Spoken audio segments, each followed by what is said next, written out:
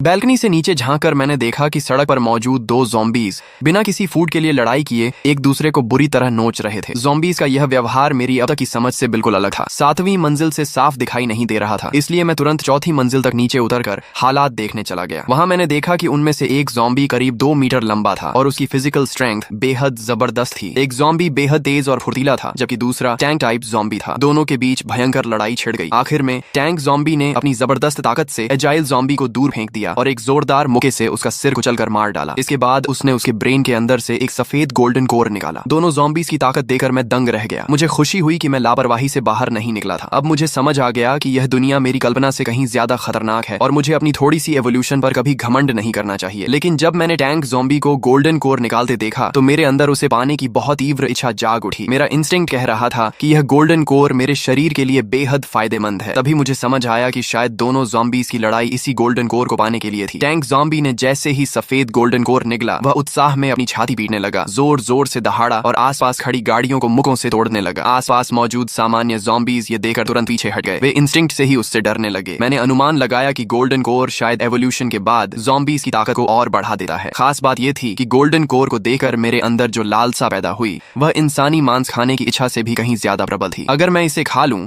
तो मेरी zombie control ability जरूर और मजबूत हो जाएगी। लेकिन फिलहाल मैं उस टैंक ज़ॉम्बी का मुकाबला नहीं कर सकता था। तभी मेरी नजर किचन में रखे गैस सिलेंडर पर पड़ी और मेरे दिमाग में उसे चालाकी से हराने का प्लान आ गया। उधर यून रुओक्शु ने भी बाहर का शोर सुन लिया। वह नीचे का दृश्य नहीं देख सकती थी, लेकिन अपने पिछले जीवन के अनुभव से उसने समझ लिया कि ब्लड मून के बाद पूरी दुनिया एवोल्यूशन के सबसे तेज दौर में प्रवेश कर चुकी है। ज़ॉम्बीज और म्यूटेंट बीस्ट ताकत हासिल करने के लिए एक दूसरे को मार रहे होंगे, जबकि ह्यूमन सर्वाइवर्स गोल्डन कोर्स की तलाश में होंगे। बाद के समय में इंसानों ने कल्टीवेशन मेथड्स भी विकसित कर लिए थे। अपने पिछले जीवन में ह्यूमन एम्प्रेस रही यून रुओक्शु ने सबसे शक्तिशाली ग्लेज्ड ब्रीदिंग टेक्निक की साधना की थी। वह जानती थी कि उसका ज़ॉम्बी पापा एक लो लेवल ज़ॉम्बी होने के कारण अपोकलिप्स में ज्यादा समय तक जीवित नहीं रह पाएगा, इसलिए उसे जल्द से जल्द खुद मजबूत बनकर हम दोनों की रक्षा करनी होगी। भले ही उसका शरीर अभी बेबी का था, लेकिन वह फिर भी ग्लेज्ड ब्रीदिंग टेक्निक की प्रैक्टिस कर सकती थी। ब्लड मून के बाद हवा में फैले एनर्जी पार्टिकल्स को उसने अपने शरीर में खींचना शुरू किया। टेक्निक चलाते ही उसका छोटा सा शरीर कांपने लगा और एनर्जी धीरे धीरे उसके अंदर समाने लगी। यून रुओक्शु खुश थी कि उसे एपोकलिप्स के शुरुआती दौर में ही इस टेक्निक से कल्टीवेशन करने का मौका मिल गया। बड़ी मात्रा में एनर्जी पार्टिकल्स उसके शरीर में समा गए, जिससे उसकी बोन्स और मजबूत हो गई और उसकी कमजोर टेलीकिनेसिस भी पहले से काफी ताकतवर हो गई। जब मैं नीचे से वापस बेडरूम में आया तो मैंने उसे कांपते हुए देखा। मुझे लगा कि शायद उसे ठंड लग गई है या बुखार आ गया है, इसलिए मैंने जल्दी से उसके ऊपर ब्लैंकेट डाल दिया। यून रुओक्शु की साधना टूट गई। उसने मेरी चिंतित शक्ल देखी तो मुस्कुरा दी और पहली बार उसे अपने ज़ॉम्बी पापा का सच्चा फादरली लव महसूस हुआ। पिछले जीवन में वह ऑर्फनेज में बड़ी हुई थी और उसने कभी माता पिता का प्यार नहीं पाया था। यह उसकी जिंदगी का पहला मौका था जब उसे पिता का स्नेह मिला। उसे सुरक्षित देखकर मैंने